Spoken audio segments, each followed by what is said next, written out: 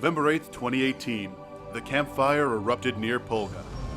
Battling a 10-acre vegetation fire in the... Flames spread quickly as thousands raced to escape a fiery death. I could hear the embers on the top of the car. I was so afraid. Some in their cars, others on foot, people helping people survive. I could tell that it was going to be the probably most severe fire I've ever been on in my life. The campfire destroyed thousands of homes, leaving nothing but charred ruins. We're alive, and we survived it. Didn't have much left. The fast-moving inferno killed more than 80 people. Let people know we care enough about them to come and do this. Lives ruined and communities left in mourning. Now, wondering how to survive. They deserve us to come back here and build in their honor. But our community pulled together, providing shelter, food, and clothing, helping the survivors recover, rise from the ashes. We all come together as one, and we're the Paradise family.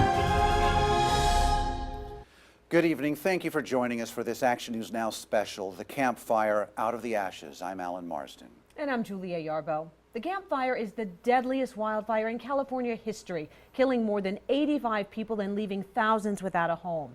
Tonight, we take a look at our warning system and evacuation plan. We also show you the people of Concal, Magalia, and Paradise rising above the ashes to help each other, as well as first responders rushing to the rescue, saving dozens of lives, and how everyone is dealing with the scope of this tragedy. But we begin with Action News Now anchor Cecile Juliet as she takes us through the first 12 hours of terror.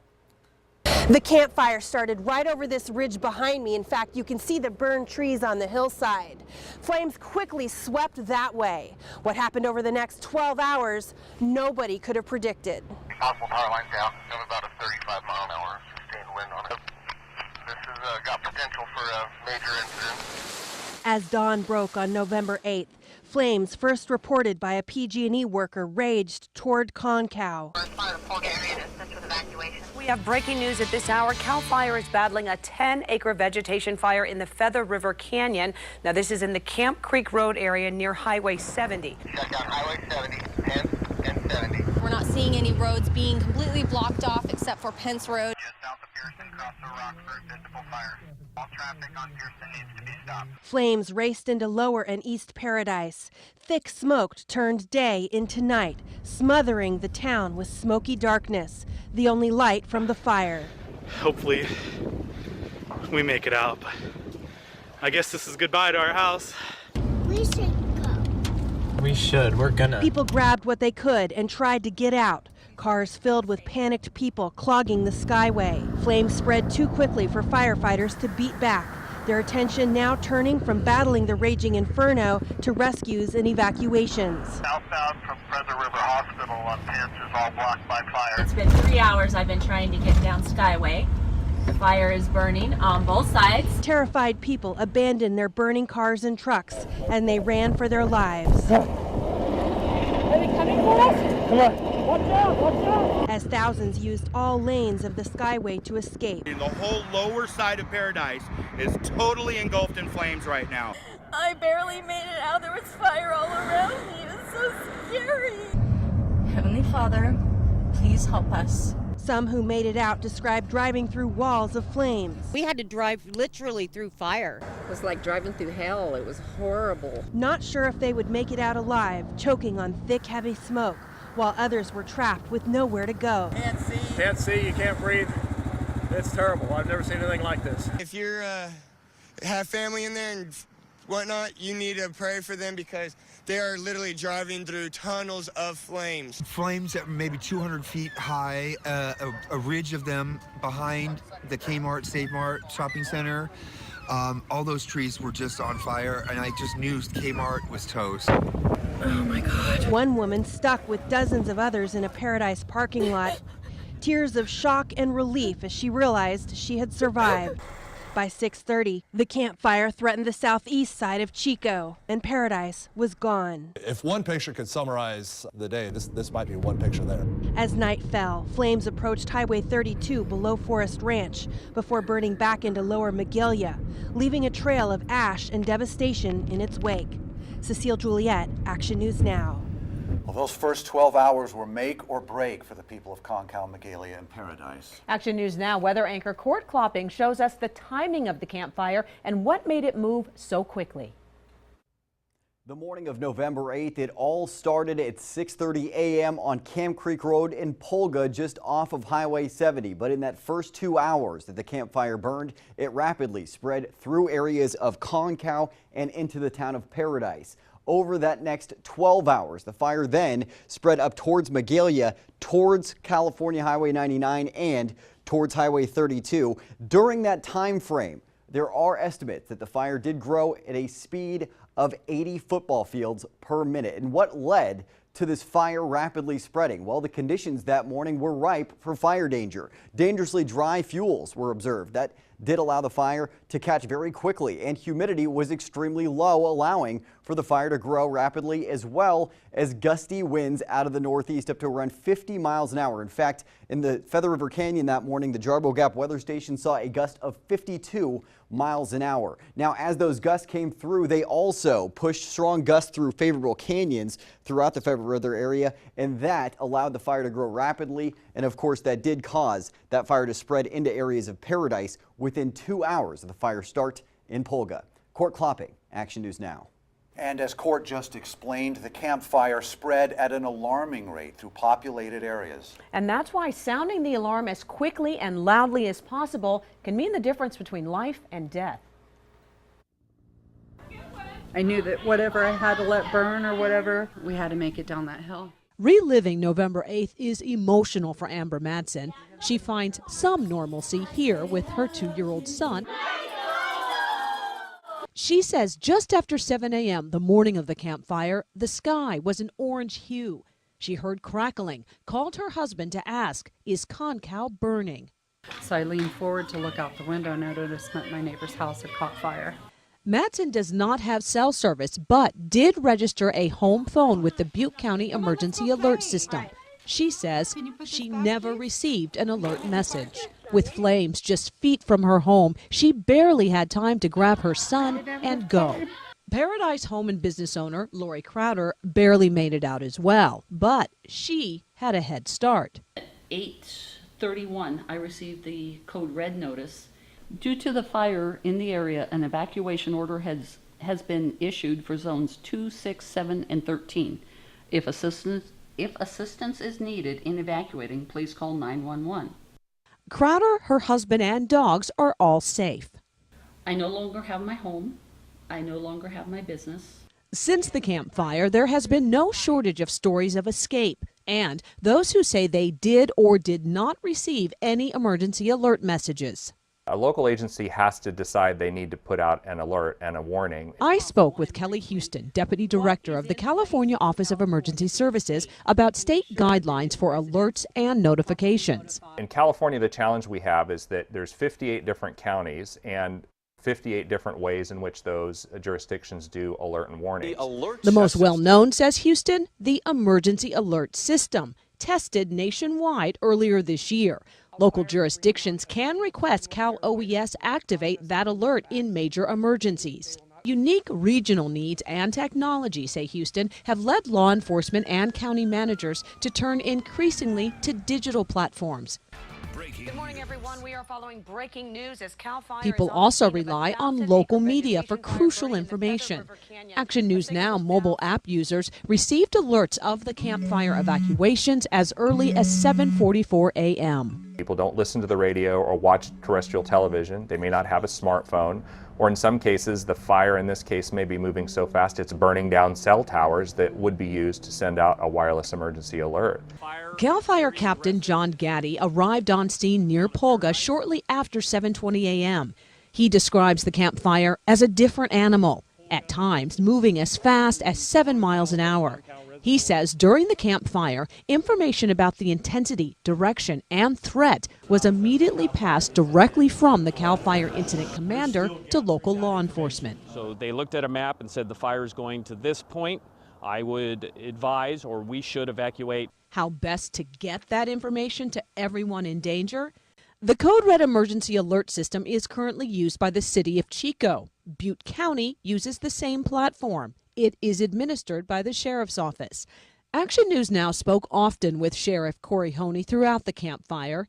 He says his agency is responsible for alert messages to unincorporated areas. The town of Paradise has the ability to send its citizens alerts. The morning of the Camp Fire, he says, was challenging. This particular event was unprecedented. It moved so rapidly, the resources were overwhelmed almost immediately, and so we were trying to help Paradise trying to help us. We were all trying to get as much information out as we possibly could.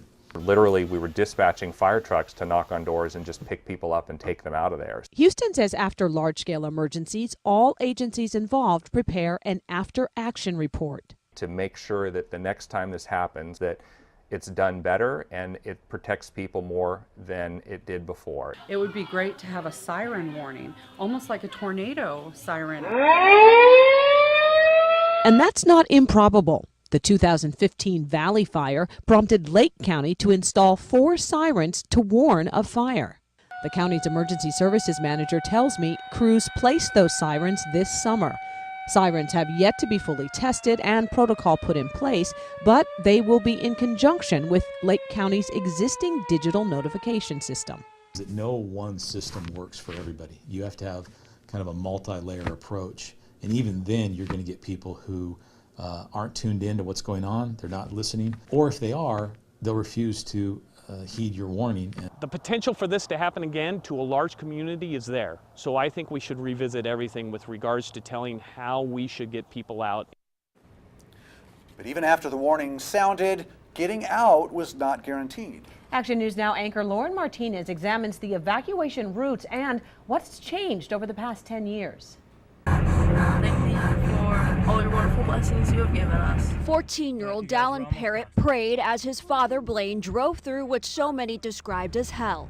Okay, keep your windows rolled up. In another car, Blaine's sister said a prayer of her own. Heavenly Father, please help us. An evacuation that unfolded on a massive scale that authorities say was the worst-case scenario. Because of the progression of that fire, it went 6.7 miles in an hour and a half. At that speed, Paradise could no longer evacuate in phases as planned and rehearsed. Instead, Paradise, Magalia, and Concow evacuated at once. When you have, say, 26,000 people in Paradise plus another 13,000 in Magalia trying to come down through the town, you're going to get pinch points and bottlenecks. And that's exactly what happened. It's been 3 hours I've been trying to get down Skyway. The fire is burning on both sides. After the wildfires in 2008, a grand jury report said additional evacuation routes were necessary. It stated that there are 4 available southbound evacuation routes from Paradise: Skyway, Neal, Clark, and Pence Roads. There are no adequate northbound evacuation routes. Since the report, the federal government funded the Forest Highway 171 reconstruction project that included paving and widening the Skyway north of Inskip. What used to be dirt portion of the Skyway over to Butte Meadows has now been paved. The safety improvement to the north may have alleviated some of the traffic flow heading through Paradise, but all escape routes were burned, including Pence Road. Traffic bottlenecked down the Skyway, leaving people in their cars for hours. Are we gonna make it alive to Chico? Yeah. Blaine Parrott stayed as calm as he could. I mean, it wouldn't have done any good for me to be showing what I felt on the inside, on the outside. Parrott had all 3 of his sons with him, his eldest driving behind him. And the windows you couldn't touch because they would burn you if you touched them. That's how bad it was. It's amazing how none of the cars that were driving up Skyway broke down or burned. Public Works Director Mark Maddox directed traffic off the Skyway and Pearson Road for 5 hours that day. I don't think you'll find anyone that says this was a perfect evacuation. There was traffic and there was waiting and it was traumatic. He stands by a decision made in 2013 that reduced 4 lanes into 3 in the downtown district. People like to say 4 to 2 lanes, but we have 3 lanes and they were fully utilized in this event. And the addition of a 4th would not have been practicable based on this incident and the need to evacuate traffic off of Pearson as well. But was a mass evacuation considered before reducing the lanes? They thought the same thing we did, that, oh, Paradise will never burn. I mean, the whole town would have to burn in order for that to be an issue. And the issue happened. The day of the Camp Fire, police made the Skyway one way out of Paradise. So afraid that the car was going to go on fire and my husband's behind me and I can't get a hold of him. I'm so scared. Oh, I'm so scared. It's awful. I understand. The horror will stay with many especially for families who lost a loved one. The thing to keep in perspective is that even though we lost too many lives, being 86 now is what the number is, out of it, bud. It could have been a lot worse. Blaine had what thousands had on their minds. That I just wanted to make it through alive with my boys. A prayer for the Parrott family. Clear sky, guys. That was answered. Made it through. That's amazing, you guys. So what caused the deadliest and most destructive wildland fire in our state's history? Almost 2 months after the Camp Fire, the only thing CAL FIRE will say is it's under investigation. But I learned that the focus appears to be on a damaged PG&E electrical transmission tower, damage PG&E itself acknowledges. And now, Action News Now Storm Track. On the morning of November 8th, the red flag warning was in effect. We've got big concerns for high fire danger across Northern California today. In fact, critical fire danger on the way. One spark could spell disaster, and around 6:30 a.m., disaster struck near Pulga. CAL FIRE isn't saying what sparked the fire, but Bay Area attorney Dario DiGataldi says he knows. His firm represents hundreds of Camp Fire victims in multiple lawsuits against PG&E. It does not take a rocket scientist to figure out that there was a problem with the jumper cable coming into contact with the tower, with the support extension. DiGataldi is talking about a PG&E electrical transmission tower perched on a ridge above the tiny town of Pulga. It's where the Camp Fire started and where PG&E reported to the California Public Utilities Commission they had an outage minutes earlier. DiGataldi says photographs of the tower clearly show signs of a support arm failure that sent a high voltage line into contact with the metal of the tower, sending hot debris to the ground below, starting the Camp Fire. And in a recent additional filing with the CPUC, PG&E essentially confirmed all that, except the part about starting the fire. PG&E stated that a suspension insulator supporting a transposition jumper had separated from an arm on the tower, and that it found a broken C-hook attached to the separated suspension insulator. PG&E also observed a flash mark on the tower. And in addition to all that, CAL FIRE says there may have been a second ignition point separate from the Pulga Tower area. They won't say where, but an emergency dispatch just after 7 a.m. suggests Rim Road in Concal. Engine 2161, based on the fire watch cameras, it's possible there's a second fire in the area of Rim Road, just east of Concal Reservoir. In the CPUC filing, PG&E said this about the second location, that it observed a pole and other equipment on the ground with bullets and bullet holes at the breakpoint of the pole and on the equipment, as well as wires down, damaged and downed poles, and snapped trees on top of the downed wires. PG&E is refusing Action News Now's request for an interview. Meanwhile, DiGataldi says as far as that tower above Pulga, he's certain the evidence will show insufficient inspection and maintenance by PG&E. These steel structures don't collapse by themselves without some kind of problem in either the design or the maintenance. In a written statement, PG&E said, "We look forward to the opportunity to carefully review the CAL FIRE report, which has not been made public yet, to understand the agency's perspectives. In the meantime, we will remain focused on helping the community who was impacted by this wildfire to recover and rebuild."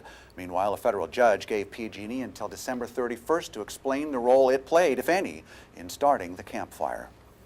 Well, many of you called and emailed Action News Now asking why tanker planes did not attack the Camp Fire more quickly. The answers when Out of the Ashes returns. Almost as soon as the Camp Fire broke out, it was too late. The remote location made it nearly impossible to contain the flames. Action News Now reporter Spencer Joseph spoke to the air attack supervisor about the firefight from above. This fire moved so quickly. It moved almost 7 miles in an hour to hour and a half. And any news on early up air attack, air resources? As we took off from the airport, we turned the corner and I immediately saw the smoke column. I could tell that it was going to be probably the most severe fire I've ever been on in my life. At 7:50 a.m. on the morning of November 8th, the very first planes took to the sky. Supervisor, who is the battalion chief at the air attack base, made the initial response himself. That battalion chief, Shem Hawkins, along with one tanker pilot, were the first to see the fire from the air. The first pilot that we had off the ground actually got off before I did in the air tanker. So he was over the top of the fire and just gotten there just before I did. On its present location, I could see that it was on a trajectory for Paradise, so I immediately ordered additional aircraft. This is what they saw after taking off from the airport. When the first tanker pilot tried to make his drops, conditions were too extreme. The tanker pilot at one point actually engined his to idle. At that point, you would expect the aircraft to start to descend pretty rapidly. He was actually increasing in altitude, so he was rising 1,000 feet per minute. His aircraft was still rising because that's how fast the wind was blowing. Then he immediately met some bad air and felt some extreme turbulence in the aircraft. That's when we had to make the determination to shut the fixed wing down that morning. Battalion Chief Hawkins stayed over the fire, calling helicopters to protect evacuation routes. So I was in communication with the incident commander, letting them know where the fire's location was, and also advising on evacuation. They did bring in helicopters because they can get underneath that smoke column. And we started putting those helicopters in play to protect the evacuation corridors. And as people evacuated, they wondered why more planes weren't flying. I'm happy to see a lot of fire engines going up, but I like to see a lot more Airbuses in the air. Just after 12:30 in the afternoon, air tankers returned to attack the flames from the air. Because up until that point, we were just trying to save people's lives and get them out of the area. We weren't even worried at that point about controlling or trying to contain the fire. They dropped 69,000 gallons of retardant that day. They actually had 9 air tankers flying between 12:40 and cutoff time. And for Chief Hawkins, he explains with emotion in his voice how this firefight meant more to him because he was over Paradise, the place where he grew up. But I do have that heartfelt compassion for that community because I did grow up there. And I know those people. And so when you're over the top and you see that situation developing, you want to make sure that you do the utmost to be able to provide that service that you can to protect life and property. There's not. Simply put, if we had had every aircraft airborne over the top of the fire when it started, I doubt we would have been able to stop this fire. Well, battling countless wildfires and seeing death and destruction firsthand can take a toll on even the most seasoned first responders. Our Haley Watts spoke to some of them about what they're going through and how to cope with it. I saw a huge plume of smoke over Paradise, and I thought to myself, this is going to be a bad day. From a bad day to this. What you're looking at is body cam footage of what Deputy Aaron Parmley believed to be the last moments of his life. I've never been in a situation before like I was that day. Never. Not once. It wasn't just self-preservation that kept the Butte County Sheriff's deputy moving when the campfire roared out of Pulga and swept across the foothills. I had 3 nurses in the back seat and then a nurse and a CHP officer in the front seat of my car. And when I jumped into my car, I noticed something was wrong. Their only choice was to run. Couldn't see very far. It hurt to breathe. Embers were landing in our hair and hurting really bad. Through luck or maybe a miracle, a bulldozer came along. Let me get in! Yeah, come on. But the escape was just the beginning. Parmley went back to get people out of Magalia, stopping just once on a personal rescue mission before the campfire took his home. I grabbed this jacket. I grabbed my cats. I have 2 cats. And I grabbed a blanket and an old sheriff's office hat. I never noticed that I was hungry. I never noticed I was hungry. I never noticed that I was thirsty. I was too focused on what am I doing next. I kind of had to just get through it. I couldn't not do anything because I have to evacuate Magalia. I have to evacuate Paradise. I have a job to do. Sounds impossible, but his reaction is a common one. Getting through the first 24, 36 hours, it didn't really faze anybody in regards to like, oh, I need to think about my food, my hydration, or anything like that, because it was so fast paced. It's when you're going into day 3, day 4, and especially that initial toll coming off the next day of seeing that extreme amount of devastation. Day 3 is when you definitely start to need to start talking to everybody. At one point, after they'd been on for about 3 weeks, we had to start thinking about ordering them to take days off.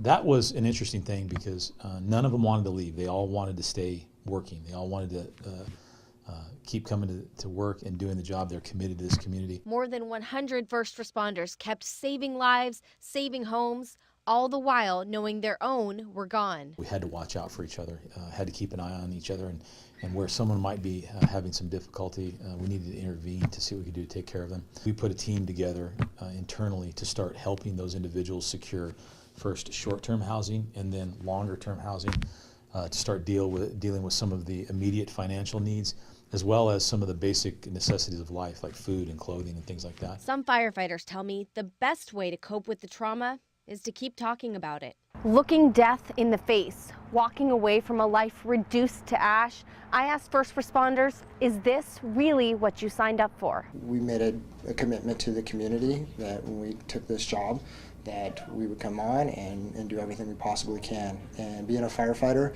is more of a calling than a job. So it's not that you're forced to do it, it's because you want to do it. We're no longer running on adrenaline. I think we're running on commitment. Commitment to this community, commitment to doing the best job that we possibly can. I, to this day, have never had a second thought about this career that I've chosen. In fact, I to this day cannot think of anything that I would rather do. Haley Watts, Action News Now.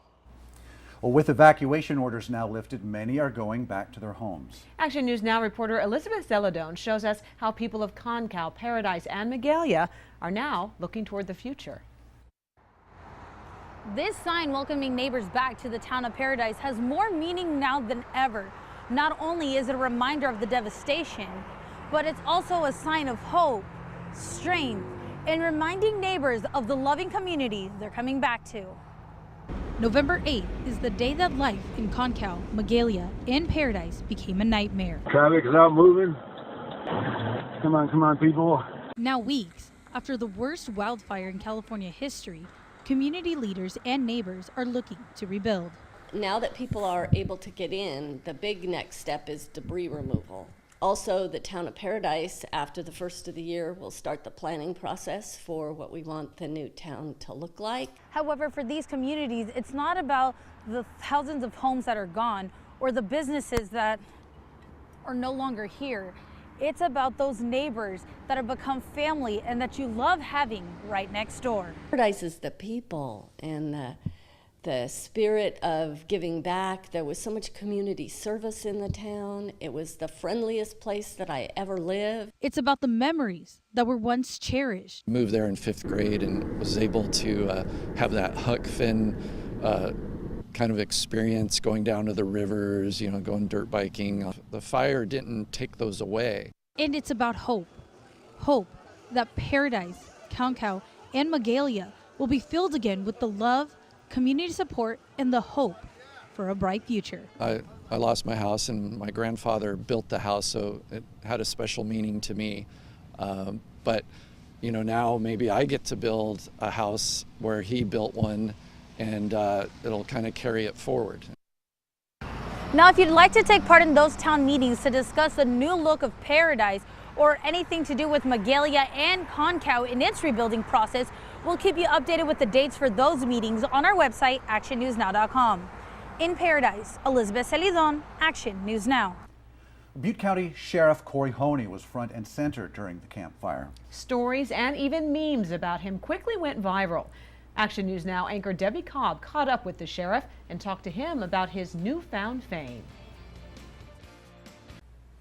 There was one man who took charge when the campfire broke out, Butte County Sheriff Corey Honey. But not even 26 years of law enforcement experience could prepare him for what came next. Action News Now anchor Debbie Cobb met with him in Paradise to find out what went wrong, what went right, and what's next for the man who's seen his share of disasters.